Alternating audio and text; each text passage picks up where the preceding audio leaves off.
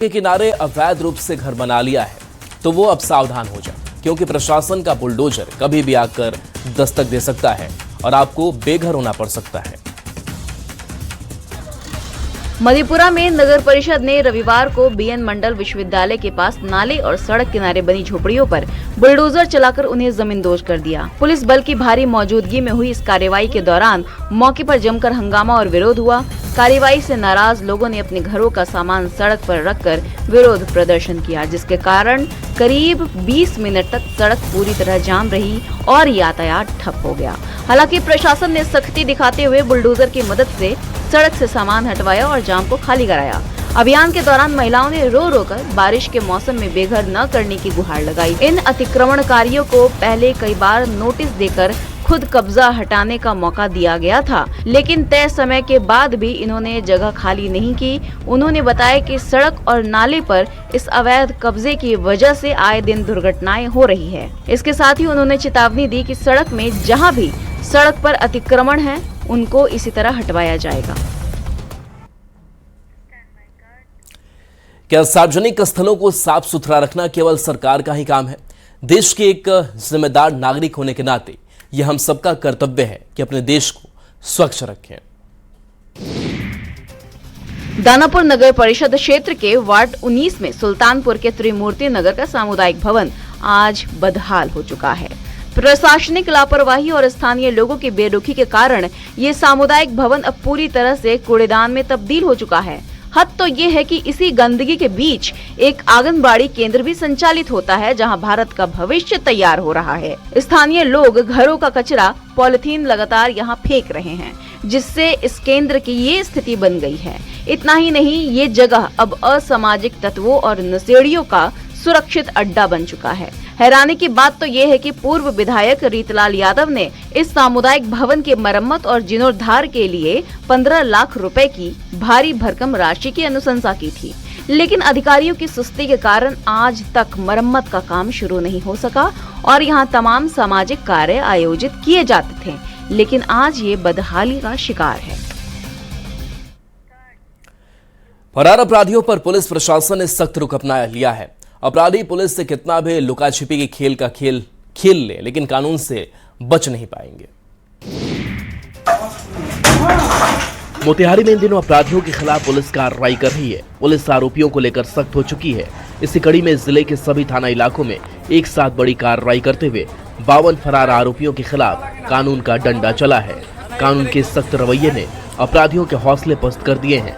Motihari police भारी दलबल के साथ एक साथ 52 फरार आरोपियों के घर पहुंची और वहां कानून का हथौड़ा उनके घरों पर चलाया। पुलिस ने कोर्ट के आदेश पर फरार अपराधियों के घरों के खिड़की दरवाजे तोड़कर कुर्की जब्ती का यह महाअभियान चलाया है। मोतिहारी पुलिस की बड़ी कार्रवाई उन फरार आरोपियों के खिलाफ है जो गंभीर और बड़े मामलों में लंबे समय से फरार चल रहे थे। एक साथ 52 आरोपियों के खिलाफ पुलिस के इस बड़े एक्शन से पूरे जिले के अपराधियों में हड़कंप मच गया है। पुलिस ने हथौड़े से खिड़की दरवाजे तोड़े और घरों में रखा सारा सामान जब्त कर लिया। पुलिस की सख्त कार्रवाई ने साफ संदेश दे दिया है कि कानून से भागने वाले अपराधियों को किसी भी कीमत पर बख्शा नहीं जाएगा। अक्सर आपने खुदाई में प्राचीन हथियार, सोने चांदी के आभूषणों को निकलते हुए सुना होगा, लेकिन सोचिए अगर खुदाई में भगवान की मूर्ति निकल जाए तो आपको कैसी अनुभूति होगी। ऐसी ही अनुभूति पटना के इस गांव में हुई है। पटना जिले के फुलवारी शरीफ प्रखंड के कुर्जी मोहम्मदपुर गांव में आस्था और इतिहास का एक ऐसा अद्भुत संगम देखने को मिला। यहाँ वर्षों से अन्नकुड़ी बाबा के नाम से पूजा जाने वाले स्थल पर खेत की खुदाई के दौरान भगवान विष्णु और माता लक्ष्मी की प्राचीन पत्थर से बनी प्रतिमाएं मिली। इसके साथ ही भगवान शिव की प्रतिमा का शीर्ष भाग भी बरामद हुआ, जिससे पूरे इलाके में उत्साह और श्रद्धा का माहौल है। स्थानीय ग्रामीणों के मुताबिक अन्नकुड़ी बाबा का ये स्थान गांव की सबसे बड़ी धार्मिक आस्था का केंद्र है। परंपरा के अनुसार गांव में शादी विवाह, मुंडन या किसी भी शुभ कार्य से पहले यहाँ निमंत्रण पत्र चढ़ाकर बाबा को आमंत्रित करते हैं। जिस किसान के खेत से ये मूर्तियाँ मिली हैं, उनका कहना है कि उनके पूर्वजों ने इस जगह को पूजा के लिए सुरक्षित रखा था। हालांकि इनकी वास्तविक आयु और ऐतिहासिक महत्व की सटीक पुष्टि पुरातत्व विभाग की जांच के बाद ही हो सकती है। शिक्षा की अलग जगाने वाले आज खुद अंधेरे में जीने को मजबूर हैं। जो दूसरों को सपने दिखाते हैं, आज उनके सपने धूमिल हो रहे हैं।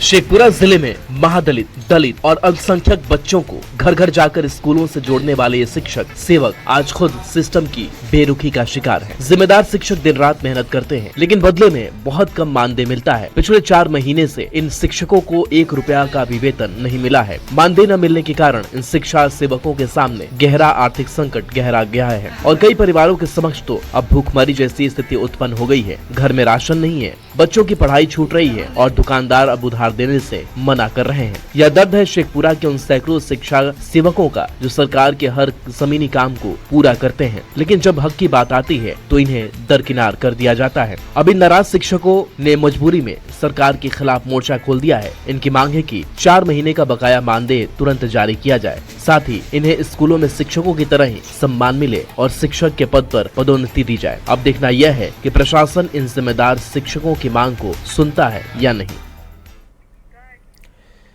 छोटे बच्चों से मजदूरी करवाना दंडनीय अपराध है, यह बात तो सभी को पता है और जिनको नहीं पता है उनको मुंगेर की पुलिस की इस पहल के बाद पता चल जाएगा।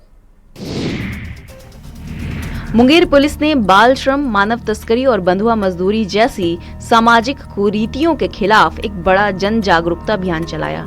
शहर के प्रमुख बाजारों और सार्वजनिक स्थलों पर पुलिस ने खुद मोर्चा संभालते हुए लोगों को जागरूक किया और पोस्टर पंपलेट के जरिए इन अपराधों के खिलाफ आवाज बुलंद की। शहर में ये विशेष अभियान साइबर डीएसपी के नेतृत्व में चलाया गया। इस अभियान में कोतवाली थाना अध्यक्ष समेत पुलिस टीम ने शहर के प्रमुख बाजारों, बस स्टैंड, रेलवे स्टेशन और भीड़ भाड़ वाले इलाके में पहुंचकर लोगों को जागरूक किया।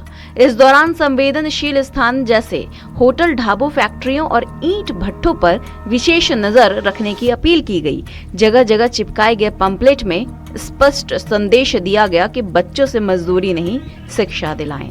इस मौके पर साइबर डीएसपी ने कहा कि मानव तस्करी और बाल श्रम समाज के लिए एक गंभीर अपराध है। भारतीय रेलवे इन दिनों स्टेशनों की कायाकल्प कर रहा है। पूरे रफ्तार से स्टेशनों को आधुनिक बनाने की पहल चल रही है। कहीं काम हो चुका है तो कहीं काम चल रहा है।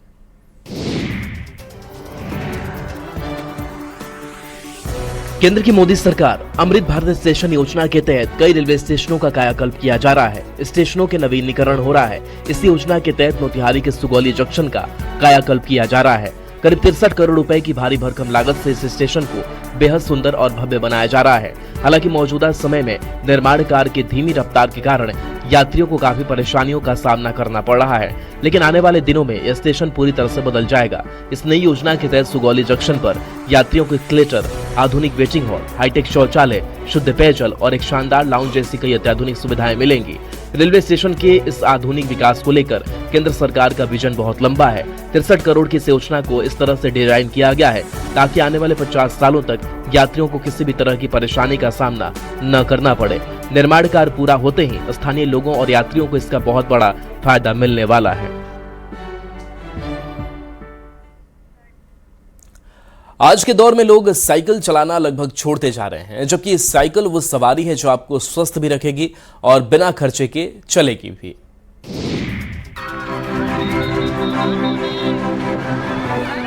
अठारहवीं राज्य स्तरीय रोड साइकिलिंग प्रतियोगिता का सफलतापूर्वक समापन हो गया। गरखा-रेपुरा चौक से लेकर करसा चौक तक आयोजित इस प्रतियोगिता की मुख्य आकर्षण इंडिविजुअल टाइम ट्रायल स्पर्धा रही, जहां धावकों ने अपनी रफ्तार का दमखम दिखाया। इस राज्य स्तरीय प्रतियोगिता में बिहार के लगभग सभी जिलों से आए करीब 250 खिलाड़ियों ने पूरे उत्साह के साथ भाग लिया। जूनियर, सब जूनियर और सीनियर वर्ग के इन प्रतिभागियों ने अपनी प्रतिभा, शानदार गति और बेहतरीन खेल कौशल का खूबसूरत प्रदर्शन किया। कड़े मुकाबले के बाद अलग अलग वर्गों में विजेता खिलाड़ियों को प्रथम, द्वितीय और तृतीय स्थान से नवाजा गया। इस प्रतियोगिता में कई पदक अपने नाम करने वाली स्टार साइकिलिस्ट सुहानी भी शामिल हुई। सुहानी ने अपनी सफलता पर खुशी जताई और इसके साथ साथ युवाओं को भी प्रेरित किया। सुहानी ने कहा कि साइकिलिंग सिर्फ एक शौक या खेल नहीं, बल्कि यह युवाओं को बेहतर भविष्य और नौकरी देने वाला खेल बन चुका है। प्रतियोगिता के सफल आयोजन से स्थानीय खेल प्रेमियों में भारी उत्साह देखा गया।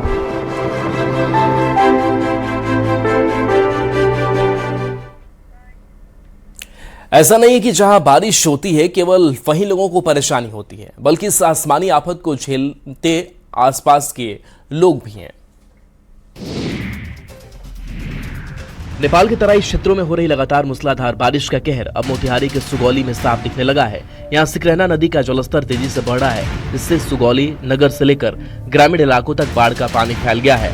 आमिर खान टोला में बाढ़ का पानी प्रवेश कर चुका है, तो वहीं बिशुनपुरवा बाढ़ भी पूरी तरह जलमग्न है। बाढ़ का सबसे बड़ा असर लाइन सुगौली में देखने को मिल रहा है, जहां समय पर रिंग बांध की मरम्मत नहीं होने की वजह से गांव और सड़कों पर करीब 2 फीट तक पानी तेज रफ्तार से बह रहा है। वहीं स्थानीय लोगों का कहना है कि सालों में बांध नहीं बांधा गया, जिसकी वजह से किसानों की धान की फसल पूरी तरह से डूब गई है। इलाके के हालात इतने खराब है कि लोग ऊंचे स्थानों पर तंबू तान कर रह रहे हैं। इसके अलावा धनई का महारानी जानकी कुंवर स्टेडियम भी पूरी तरह पानी में डूबा हुआ है। हर साल दावे तो बहुत किए जाते हैं, लेकिन स्थिति उसके एकदम उलट है। जमीनी हकीकत यह है कि लोगों को बुनियादी सुरक्षा और सुविधा नहीं मिल रही है, लोग इसके लिए तरस रहे हैं। हालांकि प्रशासन का कहना है कि प्रभावित इलाकों पर नजर रखी जा रही है और अधिकारी स्थिति की मॉनिटरिंग कर रहे हैं। अब समय बदल चुका है, लोग अब लड़का लड़की में भेदभाव नहीं करते। इसी का नतीजा है कि आज लड़कियां लड़कों से ज्यादा स्पोर्ट्स में भाग ले रही हैं।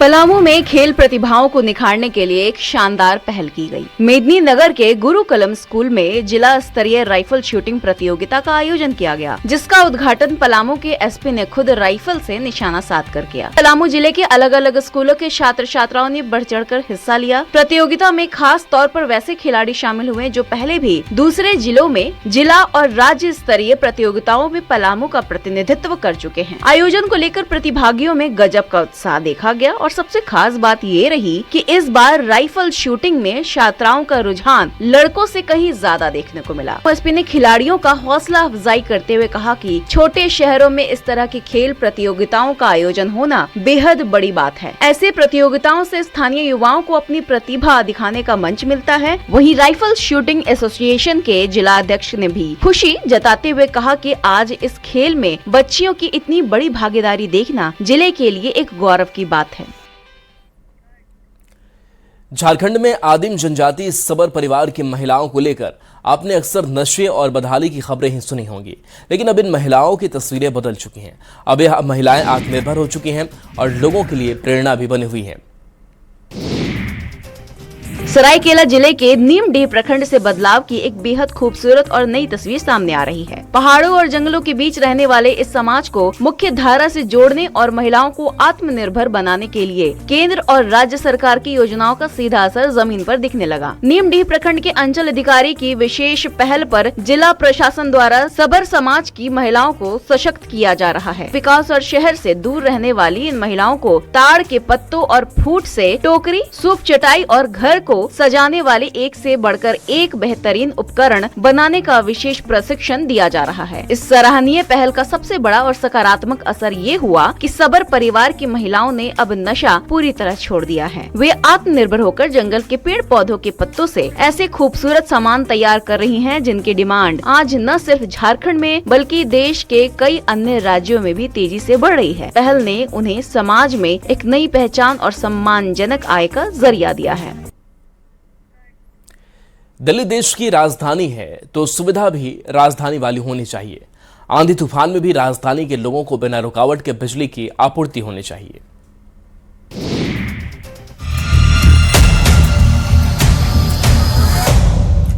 राजधानी दिल्ली की सक्रिय और तंग गलियों में अब बिना किसी रुकावट के निर्बाध बिजली आपूर्ति सुनिश्चित हो सकेगी, जिसके लिए आधुनिक पैड माउंटेड तकनीक का इस्तेमाल शुरू किया गया।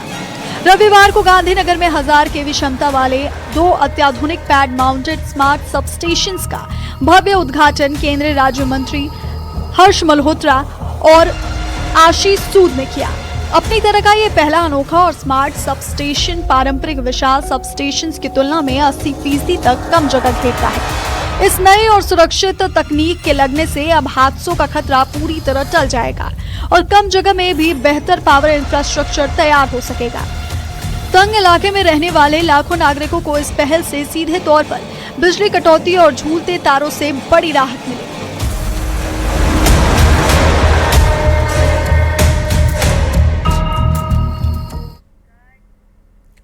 आपने अभी तक केवल फिल्मों में सांप और नेवले की लड़ाई देखी होगी, लेकिन क्या आपने रियल में कभी इन दोनों की लड़ाई देखी है? अगर नहीं देखी है तो हमारी इस रिपोर्ट में देखिए।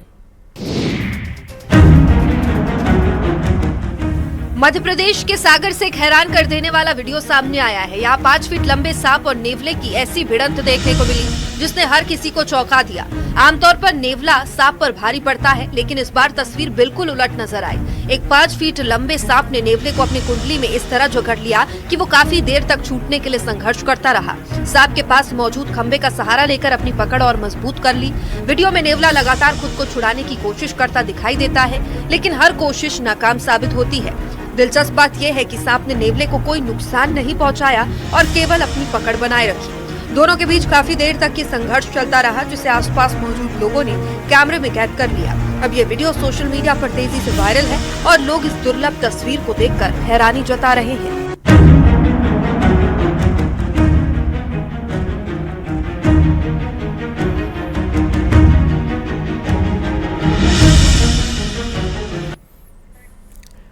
पिछले कुछ दिनों से पूरे विश्व में फुटबॉल का खुमार चढ़ा हुआ है, लेकिन यह खुमार अब थम गया है क्योंकि फीफा वर्ल्ड कप में स्पेन ने इतिहास रच दिया है।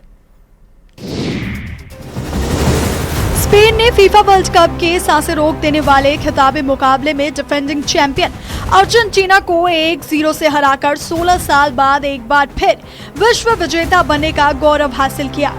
निर्धारित 90 मिनट का नियमित खेल और पहले 15 मिनट का एक्स्ट्रा टाइम पूरी तरह से गोल रहित रहा, जहां दोनों टीमों के बीच जबरदस्त संघर्ष देखने को मिला। मैच का पासा 106वें मिनट में पलटा, जब दूसरे एक्स्ट्रा टाइम की शुरुआत में ही स्पेन के स्टार खिलाड़ी फेरन टोरेस ने निर्णायक और पहला ऐतिहासिक गोल दागकर अपनी टीम को बढ़त दिला दी। इस इकलौते गोल ने जहां स्पेन के सिर जीत का ताज सजाया, वहीं मैच खत्म होते खिताबी मुकाबले में मिली इस हार के बाद दिग्गज फुटबॉलर लियोनेल मेसी मैदान पर ही भावुक होकर रो पड़े। इस शानदार जीत के साथ ही स्पेन ने फुटबॉल की दुनिया में अपना परचम लहराते हुए दूसरी बार वर्ल्ड कप ट्रॉफी अपने नाम कर ली है।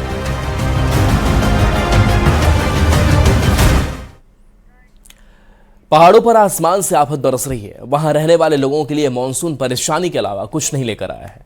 हमारी इस रिपोर्ट में पहाड़ों के खतरनाक मंजर को देखिए।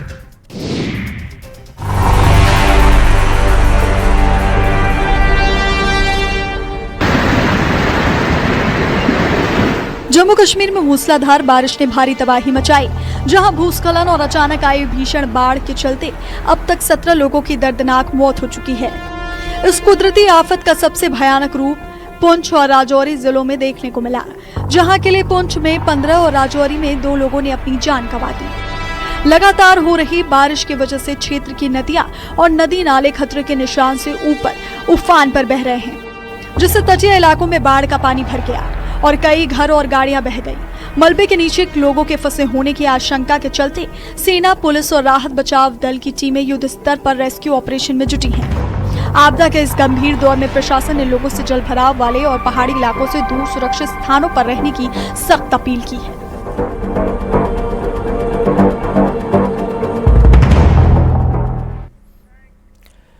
अमेरिका से जो तस्वीर सामने आई है, उसके बाद हर कोई यही कह रहा है कि समय से पहले मौत नहीं हो सकती।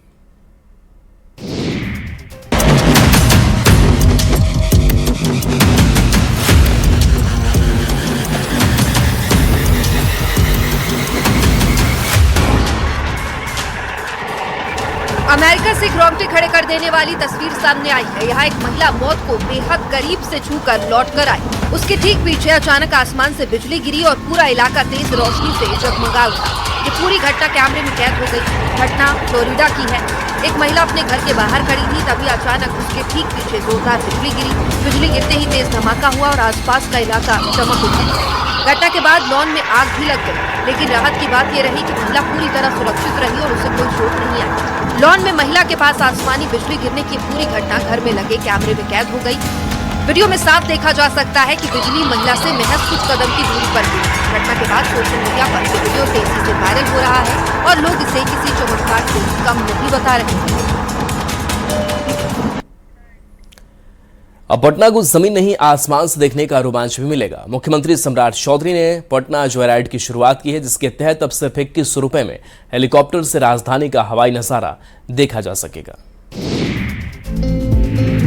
अब राजधानी पटना को आसमान से देखने का सपना हकीकत बन गया है। बिहार में पर्यटन को नई ऊंचाई देने की दिशा में मुख्यमंत्री सम्राट चौधरी ने पटना जॉय राइड की शुरुआत की है। बिहार हेली टूरिज्म एवं एयर टूरिज्म सेवा योजना 2026 के तहत अब आम लोग महज 2100 रुपए में करीब 100 मिनट तक हेलीकॉप्टर से पटना शहर का हवाई नजारा देख सकते हैं। इस अनूठी पहल का शुभारंभ करते हुए मुख्यमंत्री ने कहा कि इसका उद्देश्य पर्यटन को बढ़ावा देने के साथ साथ लोगों को राजधानी को एक नए नजरिए से देखने का अवसर देना है। जॉय राइड के दौरान गंगा नदी, प्रमुख ऐतिहासिक स्थल और पटना शहर का विहंगम दृश्य यात्रियों को रोमांचित कर रहा है। पहले दिन हेलीकॉप्टर से सैर करने वाले लोगों में खासा उत्साह देखने को मिला।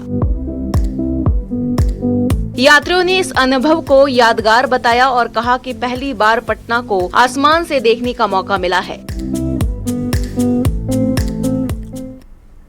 जमुई से आई यह कहानी हर प्रतियोगी छात्र के लिए बड़ी प्रेरणा है। एक ही घर के दो भाइयों ने एक साथ नीट यूजी परीक्षा पास कर मेहनत और अनुशासन की मिसाल पेश की है। बिना सोशल मीडिया और स्मार्टफोन के रोज 14 घंटे की पढ़ाई ने दोनों को सफलता दिलाई।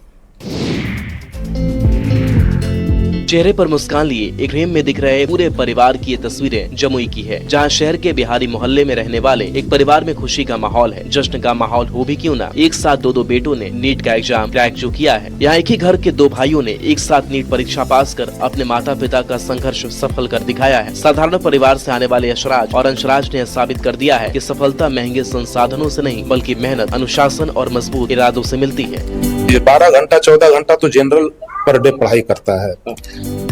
बिहारी मोहल्ले के रहने वाले दोनों भाई एक बीमा कंपनी के एजेंट रंजीत कुमार के बेटे हैं। सीमित संसाधनों के बावजूद माता पिता ने बच्चों की पढ़ाई में कोई कमी नहीं आने दी। तैयारी के दौरान दोनों भाइयों के साथ घर से दूर रहकर माँ बाप ने भी हर कदम पर उनका साथ निभाया। इंटरनेट से दूरी बनाकर दोनों ने सिर्फ किताबों, नोट्स और आपसी चर्चा के जरिए तैयारी की। कठिन विषयों को समझने में दोनों एक दूसरे के शिक्षक बने और आखिरकार दोनों ने एक साथ नीट की परीक्षा में सफलता हासिल कर ली।